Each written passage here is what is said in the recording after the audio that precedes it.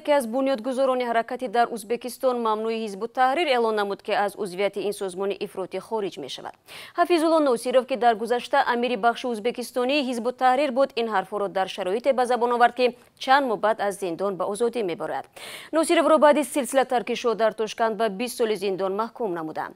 Сироҷдини Ислом ҳамкорам аз бахши ӯзбекии радиои Озодӣ ин мавзӯъро пайгирӣ дошт ва қабл аз барнома ман аз ӯ пурсидам ки то куҷо мешавад ин изҳороти амири собиқро ҷиддӣ гирифт.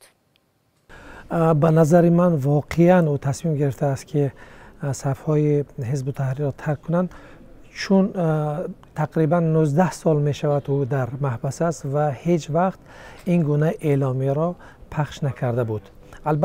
албатта ин наворро кормандони умури дохилаи Ӯзбекистон ба навор гирифтанд, вале ба назар мерасад ки гапҳои ҳафизулло Насиров хеле самимист, чун худаш мегӯяд ки пас аз фикрронии тӯлонӣ, пас аз баҳсҳои тӯлонӣ ӯ ба хулоса омадааст ки ин ҳаракати нодуруст мебошад. баъди ин ман аз Сироҷдини Ислом дар бораи таъсири ихроҷи Ҳафизулло Носиров ба фаъолияти минбаъдаи ҳаракати тундрави Ҳизбу Таҳрир пурсидам.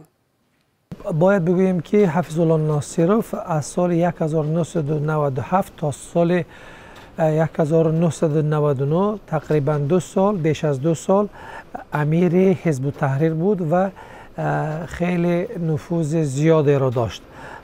ӯ яке аз олимони барҷастаи Ҳизбу Таҳрир ба ҳисоб мерафт ва пайравони зиёди худро дошт. вале пас аз ба ҳабс рафтани ӯ ҳазорон нафар пайравони Ҳизбу Таҳрир ба ҳабс гирифта шуданд ва маҳкамаҳо онҳоро ба солҳои тӯлонӣ ҳукм доданд. ба назари ман ин тасмими Ҳафизулло Носиров хеле амиқ хоҳад буд ва албатта баъзеҳо шояд аз ӯ ранҷанд, вале мусулмонони зиёде ки بیرون از ازبکستان زندگی میکنند و خود ازبکستان البته از این عمل او خوشحال خواهند شد، چون یک عالم برجسته بود و بسیاری ها او را خوب میشناختند. سوال دیگری من از سیروجدین اسلام در باره نفوذ فعلی سازمان حزب التحریر در ازبکستان بود. البته ما نمیدانیم چقدر نفوذ دارد در ازبکستان، تعدادشان را نیز ما نمیدانیم، ولی یک چیز دقیق است که از سالهای 1998 تا گوییم تا 2016 حتی 17 هزارها نفر پیروان حزب التحریر به حبس گرفته شد و صدها نفر آنها در محبسخانه کشته شدند.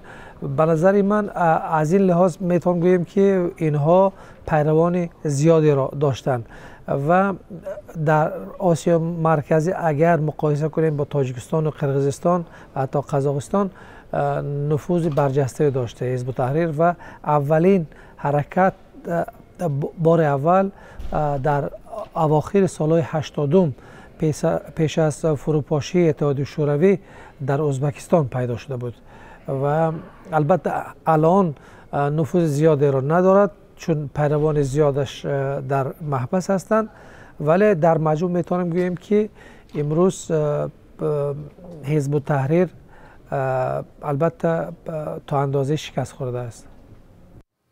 سیروجدین اسلام همکارم از بخش ازبکی رادیو آزادی صحبت میکرد. گفته میشود یکی از هدفهای حرکت تندروی حزب التحریر بنیاد خلافت یگانه در آسیای مرکزی است. در تاجیکستان نیز عضویت در این سازمان ممنوع است و صدها پیروانش پشت پنجره انداخته شدند.